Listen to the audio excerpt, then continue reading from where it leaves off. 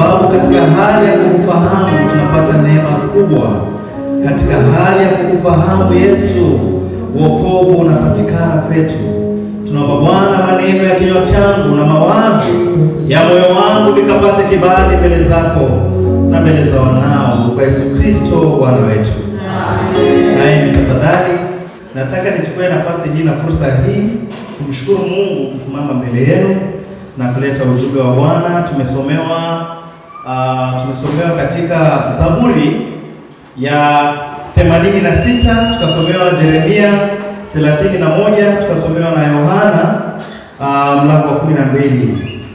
Na katika mafunzo haya yote tunaona kwamba God's unfailing love in the new covenant, yaani upendo wa Mungu ambao hauna mwisho katika agano jipya ama katika agano lake kwetu, upendo wa Mungu kwetu. Tukisoma katika Zaburi ambayo tumesomewa, Zaburi ile ambayo tumesomewa katika Zaburi ya 36 inazungumzia mambo ya kupata msaada kwa Mungu ama kupata neema kwa Mungu katika wakati tuko na matatizo. Basi tunaona ya kwamba Mungu anatupatia nguvu kupitia ujumbe huo. Tunaona kwamba katika Zaburi ya 86 God is gracious and merciful, verses 5 na pia 15 inatueleza kwamba tuweke matumaini yetu kwa Bwana, tuweke tumaini letu kwa Mungu. Na pia tunaona kwamba kumuita Mungu wakati wa dhiki, wakati wa shida. Mkumbuke Mungu Muumba wako wakati wa dhiki zako. Kuna mtu aliimba akasema, mkumbuke Mungu wakati la kikiumana atakukumbuka. Nakumbuka hiyo wimbo. Sasa Mzaburi amekumbuka na akajua ya kwamba msaada wake uko katika jina la Bwana, na akajua hakuna mwingine wa kumwita, anamwita Mungu kwa sababu Mungu husikia na Mungu hujibu. Akawa anamwambia Mungu vile vile, teach me your way, O Lord, verses 11. Seeking guidance, kulola ushauri kwa Bwana. Maana ukitafuta ushauri kwa wanadamu, wako na shauri nyingi sana ambazo zinaweza zikakupotosha. Kuna shauri nyingi ambazo wanadamu wanatafuta, lakini Mzaburi anatuambia siku ya leo kwamba mshauri mwema, tena ni mshauri wa ajabu, Mungu mwenye nguvu. Mungu peke yake ndiye mshauri wetu. Yeye anakushauri, anakuelekeza pasipo kukuhadaa. Na kwa sababu hiyo verses 10 inasema katika Psalm 86 kumwabudu Mungu because of his greatness. Ndio maana tumetaja hapa kwamba kutakuja kuwa na kipindi askofu atakuwa anafanya, na sisi tumepata habari hizi wa kwanza kwa sababu Eredin wetu ndo alitumwa na askofu, yeye pamoja na mwinjilisti Lenjo. Katika waskofu wetu hao ndo walitumwa.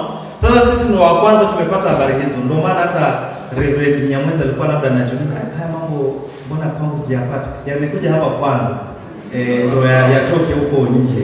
Kwa hivyo sisi ndo tutakuwa kama pioneers ambao wamepata mambo haya. Kwa hivyo tunashukuru Mungu kwa ajili ya hilo. So Mzaburi anatuelekeza kwamba tutafute msaada wetu kwa Bwana, tutafute nguvu zetu kwa Bwana. Maana kuna jamaa mwingine, kumbe nilikuwa nasikia mahubiri mahali pengine anakuja kusaidia kuhubiri, ukisikia ushauri wa watu wengine hautakusaidia. Bwana mwingine alienda kwa mganga. Sasa mganga naye akateka advantage ya kipara cha huyu jamaa. Sasa akaja, unajua hata mganga yeye pia anahitaji msaada. Wewe unaenda kutafuta msaada kwake, akamwambia Bwana, sasa miungu na wale wengine eti mizimu imesema hii kipara yako hii isiwahi angukiwa na kitu. Sasa yule jamaa alitoka na huo ushauri, akatoka na uoga zaidi. Anaenda nyumbani, anaogopa kuangukiwa hata na karatasi, maana ameweka uoga, hawezi kufanya kazi zake. Unlike ushauri wa Mungu hauna mambo ya uoga, eti unatishiwa, eti unawekewa masharti. Sasa ujamaa inasemekana alikuwa anasema habari hizi ujamaa ndiko kusinda kibacheni cha school. Wakabasi mora mkaona na mflash saa 6 ndio kuna vindo. Maana wale walikuwa kwenda mzini sana uchemo tukulani malemba ya chongo. Maana walizora ituku kumoto kwa chochoze chongo. Basi kwa chafu. Kaka wame ubua. Ushauri huo akawa ni ushauri ndio, lakini umemletea kuwa amekuwa enslaved. Yaani amekuwa amefungwa, anakuwa kama mateka. Yaani ni ushauri yetu wa kukusaidia, lakini unakupatia shida na dhiki katika maisha yako. Sasa tujimu kwa kibacheni, story ya bezoroko kibacheni. Na ukaka sene wasiwasi kwa hii malebageka kula, midieka kula, kwa ni neka safe. Badala uone mikononi kwa Yesu, sajidi ora mikononi kwa Yesu. Umeona kwa bora kibacheni. Niko kone utesea wake huko, maana wamaki kibacheni aje midireka kula ndo moto kula milango chini. Nao tujimu yazira story yazira kwamba kipanga mwewe akawa ametoka harusini, ameona harusi pale iko pale, nikiotea pale sitakosa kitu. Basi harusini pale mwewe naye akawa anataka kukia nyama, lakini mwisho nyama ikaponyoka ikaanguka, akabaki na mfupa. Na ukaona da mfupa ni mjaba. Na kuna nguloli hiyo na anakula sira ndoni. Na kuna sira ndoni na ngira kubarika neema ndele na mfupa wao. Sasa yeye mwewe aliona kipara ya mzee, akafikiri labda ni jiwe. Akiwa huko juu na akachilia mfupa ndio huo unashuka. Mfupa mshoe kichwani. Sasa yule jamaa alikufa immediately. Hakufa kwa sababu ya uzito wa mfupa, alikufa kwa sababu ya kushtuka. Maana ndio zora kilambo chingi, seke kumotokia chongoni kwako. Sasa inategemea wewe unachukua ushauri wa nani. Maana kuna ushauri nyingi ambazo huwa zinasemwa. Ukienda makanisa wakati mwingi mapadri wakibadilishwa wakienda mahali unasikia wanaambiwa mambo mengi, ushauri ambao hauna msaada, hauna msingi. Kuseje kwa nganya, kusenyo mariba nganya. Na wao kuzera huko, omundu reda mariba, ndo bereda vindo, sasa wao kalia kufonjana. Manake nilikuwa nasikia mwingine akisema ya kwamba wanadamu kitambo wetu walikuwa wanaitwa na Mungu kupitia malaika, unaitwa Cecilia sijui nani kwa dikana kwafa. Sasa tukuji malaika mtaka babenda mkono mdundi benda na bantu wako tuna Mungu ni story lakini wako tuna Mungu lakini lehe kwa kibado sabechi maji fulani ndio akamkotia kwa kiusabechi kwa uche kwa mbanga kwa rawe ndo loguye wake nyumba yake bado ndio ingirie kwa mdogo tayari. Sasa mnakuona hao watu lazima wao wana kitu wanakuja hapa. Either wapende ama wasipende. Mungu akaleta njaa. Ni stories zinasema Mungu akaleta njaa. Hasa mwe kaka akusejie hata undo sinde wanastoroka right. Wapanda kubwaga, wapanda kunyora, wapanda kufa tu. Kanjala kwafa, kakanjala kwafa. Sasa nilikuwa nasema ya kwamba Mungu ametupatia ushauri na washauri wengi sana. Usipokuwa makini unaweza pia ushauri ambao hauwezi kusaidia. Unadanganya na bado mambo kama boba. Hai kuseke kana fulani matabada kwa kaya kwetu. Padri kuseke kana fulani ndio boye ama tumka mzera. Hai fulani si mzuri, ujilinde na yeye. Huo ushauri si mzuri. Na watu wengine wanasema maneno kama hayo. Wao ndio utapata na huyo mtu ambao walisema ni mbaya wakisaidiwa na huyo mtu akisema ni mbaya. Covenant. Ahadi, agano la Mungu na wanadamu. Mungu anafanya agano na wanadamu kupitia Yesu, na Yesu amekuja kufulfill the prophecies ambazo zilikuwa zimesemwa kwamba Yesu yeye ni agano kwetu. Ametupatanisha sisi na Mungu. Tulikuwa tumekosana na Mungu kupitia wazazi wetu wa kale, Adam na Hawa. Lakini Yesu akiwa Adamu wa pili, the second Adama, yeye amekuja kutupatia agano, new agreement, not like the old. Sasa hii agreement ama agano hili lisiwe tu linaandikwa katika vibao ama zamani kwa limeandikwa katika stone. Amri zililetwa na Musa, alipewa amri zikawa zimeandikwa pale katika jiwe.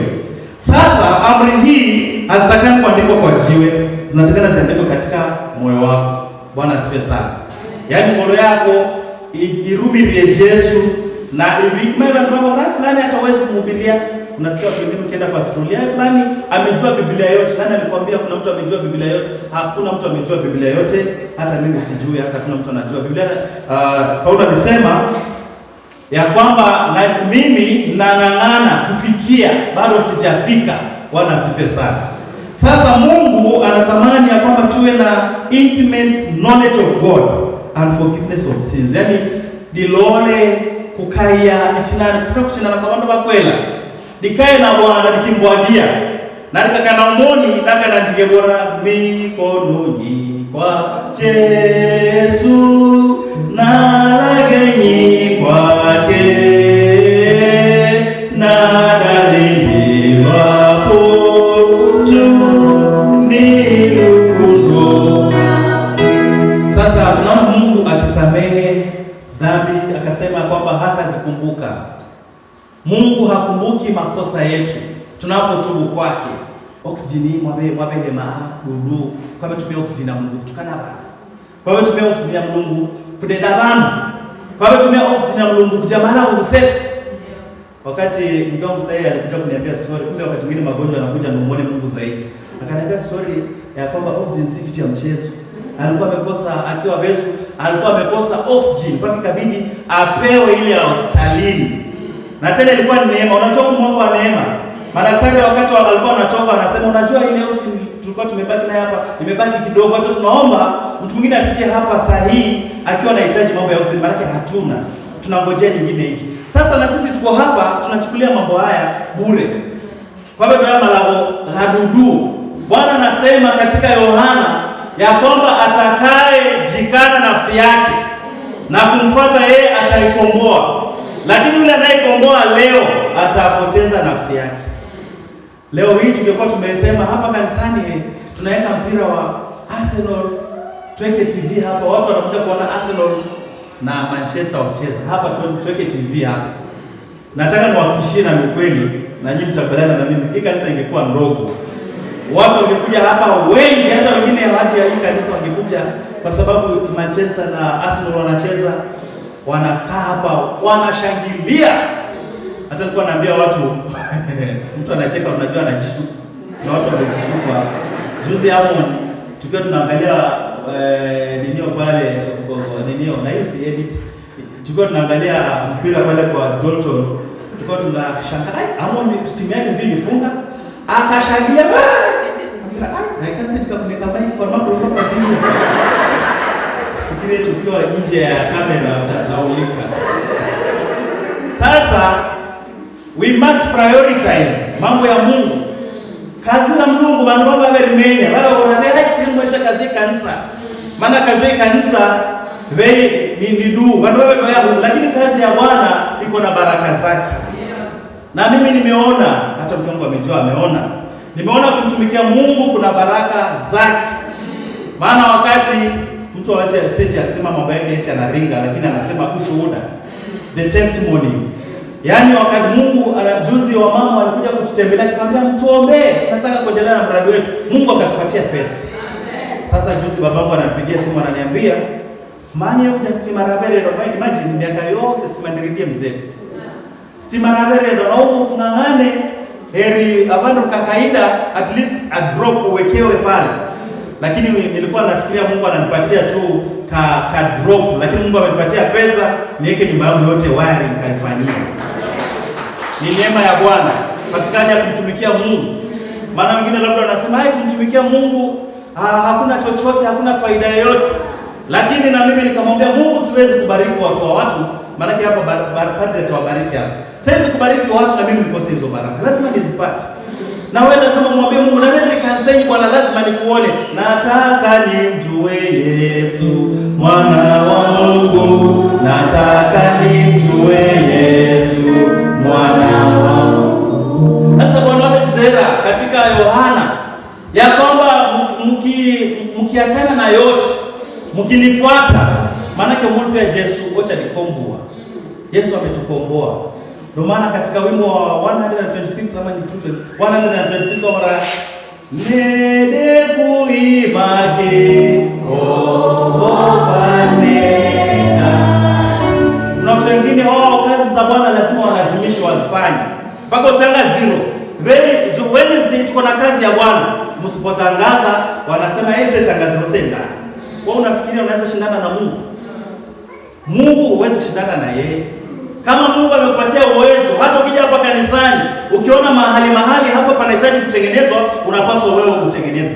Yaani kila mtu ajione kwamba uone kwamba kanisa linategemea, sisi tunategemea mtu fulani, linategemea mimi. Kila mtu akienda na huo ujumbe nyumbani kwamba kanisa linakutegemea, unaweza shangaa tusifanye mchango hapa kanisani. Tunafanya mchango kwa sababu ya ujeuri wetu. Hatutaki kumtumikia Mungu. Tokeze na wewe na familia yako. Useme mimi na nyumba yangu tutamtumikia Bwana. Maana Bwana amesema atawaheshimisha wanaomtumikia. Tumesikia hata ushuhuda umetajwa hapa, mchungaji amesema ushuhuda. Kwa nini unafikiria kumtumikia Mungu ni bure? Kutumikia Mungu sio bure. Hata wale wote ambao wanajua katika hali ya kumtumikia Mungu sarimu bana vigalisho sio kubingwa. Bana vigalisho mzii kwa sababu ya school fees. Wewe unapigiwa simu maana baicho kwa dumata ndindi kwa duma. Wanakupigia simu wanakuambia unajua ahadi yako ile ulisema tunataka uiangalie, maana hivi tumetuma watoto nyumbani lakini wako hatujapeleka nyumbani. Nakumbuka nikiwa nasoma Bishop Wellington nilikuwa napata allowance vidogo, nilikuwa sina mshahara maana niko shuleni.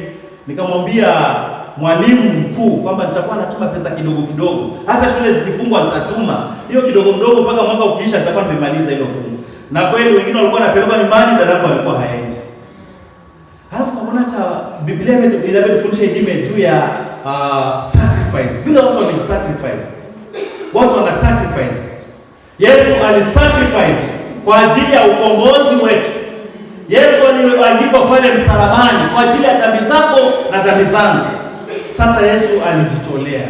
Kwa nini wewe usijitolee? Hasa wewe kwa ndio wao Mungu ana calamities. Ni mapimani. Wakati Mungu wale ndio atajua mimi ni Mungu. Unajua hata Mungu anafika anasema hivi kwamba ndio watajua, ile mnasema eti mtajua mjui. Hamjaanza nayo. Mungu alianza mapema akasema ndio watajua hawajui. Watajua kwamba mimi ndio Mungu. Sasa wakati huu kaka na binana ndio kufanya shukrani. Kaka na sere ndio kumurabe Bwana chao tanachukia sadaka yako abantu bandiridia mahali angani Mungu uone. Akama rasimiwa. Mwe ndio ani barasimiwa kacha, wasu kacha sadaka kekasi stagnant. Eka nyaji ndechulia. Maana muoni okasabba, mbao kae kwa Aba na kwa Mwana na kwa Roho mwema. Sababu kwa Mungu kuna uzero sasa jikono gore kwa gebili. Woko idana. Lakini Mungu mmoja jikonya okasabba. Sasa jikono nende koge kwa mapande gere koge. Nchaka hata kwa upande uko idana hata uchacha uko mchaka ya Mungu. Na Mungu amekuongezea baraka, Mungu amekuongezea neema. Wewe unafanya mchezo kwa kazi za Mungu, unafanya mchezo na mambo ya Mungu. Ukiwa mzima hutaki kuja kwa jumuiya. Mimi Mungu ameniita nifanye kazi yake. Sasa nakupotea kwa sababu ya rangi yako. Unakuta mtu mwingine anamwambia mbona hajakuja sana ndio mwana mgongo, lakini Monday ya asubuhi igembeni. Kwa nini mgongo inajua Sunday peke yake? Kwa nini haimuumi Monday? Eti si kanseni kwa sababu nenda na basi sio na kiraki. Kwa nini Monday unaenda shule? Kama kweli ulikuwa unasikia vibaya hata Monday usiende. Sasa itakaje eti Jumapili ndio unaitumia vibaya? Ndio sasa nenda kanseni nenda pata nafuu. Niko Monday naenda kazi. Ndio unakuta hata hizo kazi unapata, pesa unapata hazisaidii. Kwa kurusika kuru. Yaani kwa kushika mavuda niko kasama kuru. Maana wewe unashindana na Mungu. Kazi za Mungu hutaki kujitolea. Hata kama wewe mtu unasema mimi kanisani si kazi sienda maana nimeajiriwa. Basi toa 200 zako ama 500 yako wanaokuja kwa kazi ya Bwana wakunywe chai. Wewe hauko unasema mimi niko busy, I'm as busy as I be. Hata mlungumoni kwanza oka busy kukuliko. Maana waberomoni kile kanisa wanaweza wanapaza sauti wakimuita Bwana na anasikia maombi yao. Wewe unachofanya uko busy mpaka kazi za Mungu unachofanya hamnazo. Ndio unakuta calamities after calamities. Mungu tutesie sana. Lakini wakati tunamhitaji Mungu tunajifanya tunakuwa wanyenyekevu sana. Maana ndiye kuunda, deka sana kepusi. Unajua kepusi wakati wako nde nyama, wacha wako kudishira mkia wake, anakupangusia mkia wake, ngoja umpatie. Uliko kushinika. Wabu ya odeka pusi, wabu ya shimba. Na pusi wako. Na watu wengine walikuwa nasema kama haulei hivi vitu vizuri, hata mbwa wako mwenyewe atakuuma. Kwa nini mkoshia? Maana yake ndio kwa vitu nzanje. Sasa sisi Mungu ametunza nje. Kwa kidare mluma. Maana ametunza nje. Mungu ametunza wewe kama maisha. Angata chika nsenche ndomena bambe. Mama atakazana choni kanisa ya tutakuja pale wengine hapo wanadanganya. Hata nataka kutana na mwambie hata haina haja mje. Mmedanganya kaka mingi. Kwani mwabecha hata jinsi cha nikisendelia. Sima tunalipa. Mambo mengine yanaendelea. Sasa kwa nini watusumbue eti tuwe na kuangojea na hawaji? Wajua kuna watu wengine saa zote padi na becha hii Jumapili na becha.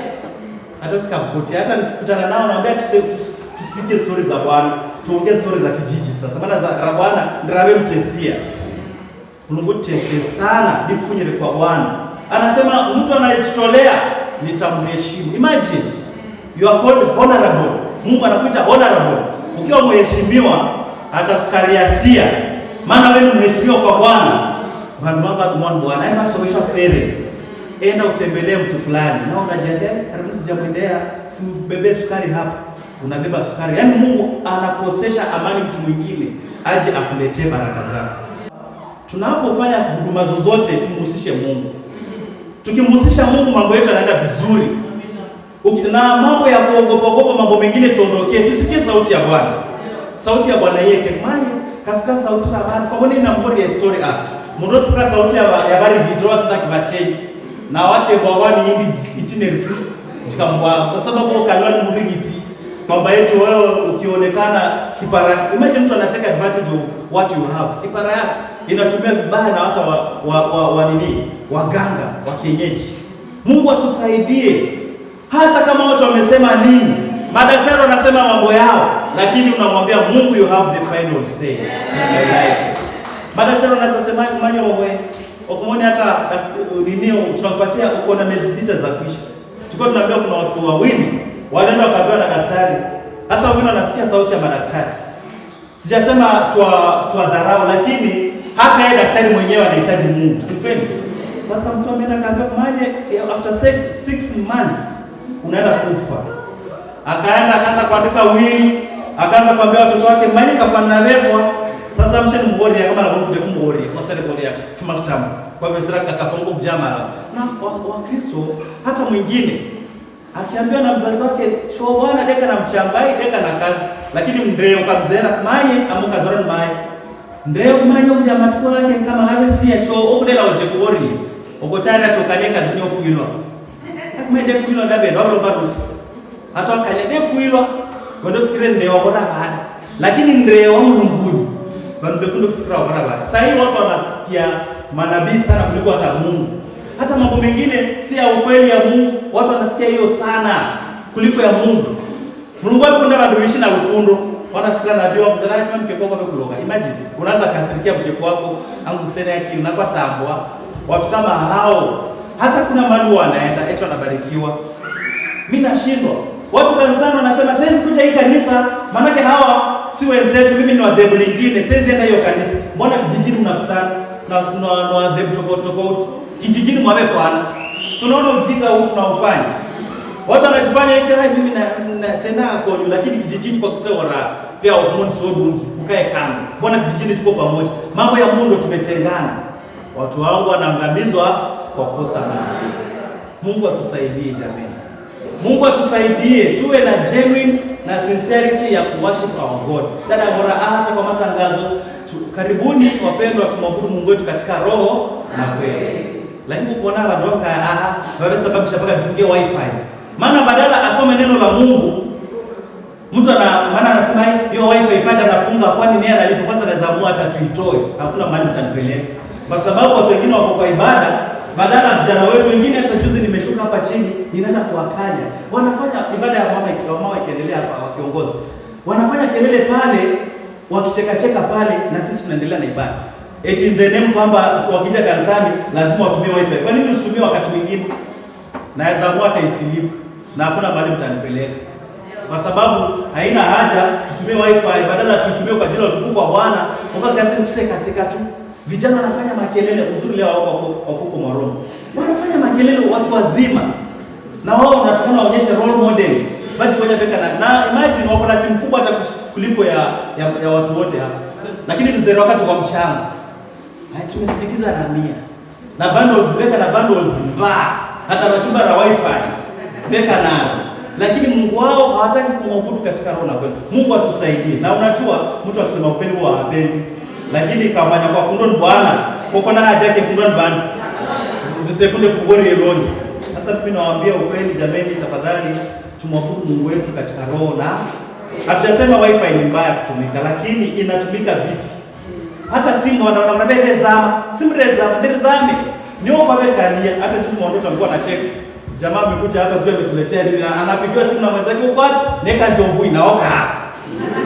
Hata mwandoto akacheka, hai hano wabeshi kama ndo mjate na bana rai simu nache rabe kalia bana rabe kalia ni opo amekalia, maana simu ya watu ukiweka haina maneno. Kwa hivyo jamani, Mungu tesie nikufunyire kwa Bwana loli kazira Bwana nikabangu alikufunyire. Maana Mungu anasema wimbo ulisemwa ya kwamba tukimkumbuka wakati wa dhiki, wakati wa raha, wakati wa dhiki naye atafanya nini? Atatukumbuka. Sasa wewe uko na nini ya kukumbukwa na Mungu? Hezekia wakati anaambiwa anaenda kufa, alimkumbusha Mungu kazi zake. Kumbe Mungu, naenda kufa mimi. Wakati nilikufanyia hivi, nilisomesha watoto hawa, leo hii nakufa. Mungu akasikia maombi akasema nimekuongezea miaka 15. Mungu kwa rai vijana wanakufa mapema, they are dying before their time. Hizi siku zote wamepewa nini wamefanyia Mungu? Vijana wanazunguka kukula mgokao ovyo ovyo pale town. Na baba jamu kaa sana wakati mzeni mao kwa deka msaranaki na mboaria na kudeki na mboandini mwana alenga mae na msara na mboga omu lazima waraka jabishi aje mdani. Na sisi ndo tumegelesha watoto ndio mwana wapo. Nilikuwa naambia watu sio wapi, nilikuwa na discipline mtoto wangu hapo, naambia hai usipige mtoto wangu, nitapiga maana yake akienda vibaya baadaye mimi ndo nitapata na shida. Hata wakati huu wazazi wananiba baby kaba ikisa kaba mwana wako mbele mdeona mai hai mwana usike baba wako usike kaba ama kwa sababu usike kabla ndo wako mwako sasa ndo mwako kaaje mwana wako. Kwamba Mungu wetu huyu ambaye ametupatia kila kitu, we do not deserve. Hata sasa tunasema it is the unmerited favor. Chochote Mungu amekupatia ni neema tu jamii. Si kwa maana ni neema tu. Hata kuja kanisani hapa ni neema. Sasa Mungu uoreshe mwana wako, uoreshe gharama mwana wako, umuoreshe. Na nimtegemee Mungu, let us put our trust in God. Nikapona dalomba msike kuya aje. Sasa kwa rabi na juzi gari yangu ilisha mafuta. Nauliza wa jamaa, nilikuwa na pesa lakini kwa anasema acha nijaribu. Ikiwa hivi itaenda mpaka wapi? Ikaisha. Na nimeshinda mndani disijaweka. Sasa nauliza kina David na Adrian, lakini hata mbigu na mshipa muone kwamba mnaweza kwamba hata hawana shida, maana unajua dadi yuko. Sasa na sisi tuko na dadi wetu ni Mungu. Kwa nini tunampatia Mungu mahitaji na dada kweli kae na doubt? Mungu na Mungu bonya. Tusimame na nataka kila mtu sasa aombe kwa Mungu yale mambo unayapitia, tumpatie Bwana akapate kuyahudumia, akapate kuyashughulikia, maana anajua tabu zetu, anajua tabu yako. Mungu anataka tumpatie maisha yako. Hatutaombea mtu eti mmoja, kila mtu atajiombea kwa Bwana. Kila mmoja anaenda kwa Bwana kwamba tunapompatia matatizo yetu, yeye Bwana anajibu. Unajibu maombi. Unajibu maombi. Unajibu maombi. Na kuabudu Bwana. Unajibu Baba, unajibu maombi. Unajibu maombi. Twakuabudu Bwana. Maisha yangu unajibu maombi. Dua zetu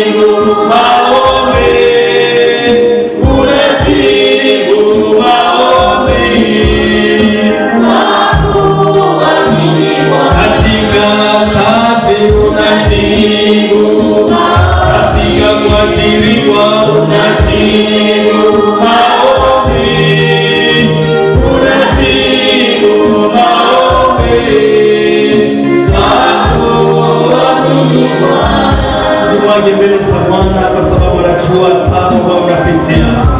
Bwana anajua yale matatizo unayoyapitia katika nyumba yako. Bwana anajua haja ya moyo wako. Bwana anajua matatizo ambayo daktari aliweza kusema kupitia vifaa vya madaktari, wakasema ya kwamba haitawezekana, lazima jambo fulani likafanyike kwako. Leo hii Bwana anasema mkiomba lolote mnapewa. Bwana anasema hakika tukiomba kwa imani na tukiwa ndani yake, naye akiwa ndani yetu, maneno yake akiwa ndani yetu, tukiomba lolote Bwana anafanya. Bwana tunakuja kwako majira haya, tunakuita kwa sababu umesema tukuite. Wewe Bwana umesema utaitika, utatuonyesha matendo makubwa tena magumu ya fahamu. Bwana tunakuja kwako majira haya kwa ajili ya watoto wengine wanateseka, wengine Bwana wengine mambo ya mihadarati. Bwana mchana wa leo tunakuita kwa ajili ya maisha yao, wengine Bwana wengine mambo ambayo hayastahili. Bwana wengine wamejipata wakiwa katika mahali magonjwa ambayo Bwana hayana tiba, lakini Bwana mchana wa leo kwa mapigo yako msalabani tunanena uponyaji wa maisha yao. Bwana tazama, watu vijana wengine wanapotea kwa sababu ya mihadarati, wengine wanapoteza maisha yao kwa ajili ya mihadarati. Bwana mchana wa leo tunakulilia, tunakuita, nenda ukasikie maombi yetu. Bwana tunakunyenyekea, nenda ukasikie kilio chetu. Ulisikia kilio cha wana wa Israeli, Bwana ukashuka ukawatenda mema. Nasi mchana wa leo tazama Bwana, wengine wako hapa wanapitia hali ngumu, wanapitia hali nzito katika maisha yao. Wengine ni mahali mambo ya ugonjwa, wengine ni mambo ya kazini, wengine Bwana ni hali ya sintofahamu. Tunakuita mchana wa leo Bwana ukashuke ukitenda mema. Bwana popote ulipita duniani umetenda mema, hata mchana wa leo Bwana unaenda kutenda mema. Hata waliofilia Bwana unaenda kuwafariji, waliokuwa na matatizo mbalimbali, wengine hawawezi kusema taabu zao, lakini Bwana unajua taabu zao. Nenda ukashuke katika miili yao, ukawaletee uponyaji katika jina la Yesu. Bwana wengine ni wazazi wako hapa, wanalia kwa ajili ya watoto wao. Bwana sikia maombi yao, wanalia kwa ajili ya watoto wao, kama vile kilio kilisikiwa pale Rama. Bwana Raheli akilia watoto wake. Bwana mchana wa leo sikia kilio chao, nenda ukawahurumie kwa ajili ya utukufu wa jina lako. Asante Bwana Yesu. Bwana tulipoingia hapa unatufahamu, na vile tunavyotoka hapa tunatamani kuhudumiwa na wewe Bwana Yesu. Hatutamani kusikia sauti za watu wengine, wahudumiwa nao wote Bwana. Ndiye Bwana kwa ajili ya vilio mbalimbali, vilio hivi Bwana vikakufikie, ukawahudumie katika jina la Yesu.